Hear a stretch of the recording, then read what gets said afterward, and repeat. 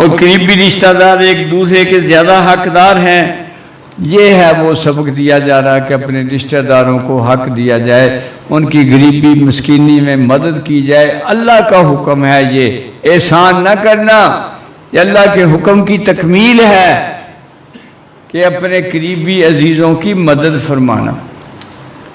کتاب اللہ کی روح سے عام مومنوں اور مہاجرین سے، مگر یہ کہ تم کرنا چاہو اپنے دوستوں سے کوئی بلائی تو اس کی بھی اجازت ہے۔ اگر کسی دوست کو دکھ تکلیف میں دیکھو تو اس کے کام آؤ تو اللہ تم پہ راضی ہو جائے گا۔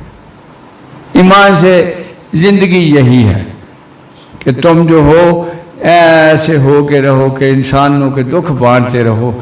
جس کا اللہ سے پیار کا دعویٰ ہے وہ اس کی مخلوق سے پیار کرے۔ نہیں ہے وسائل تو دعا ہی مانگے، حصہ ضرور لے لیں۔ کسی دکھی کو دیکھے اگر نہیں مالی خدمت کر سکتا ہے تو دعا کرے، اے اللہ پاک اس کے دکھ دور فرما دے، اس کی مالی حالت سدھرے، مگر ہدایت کے ساتھ۔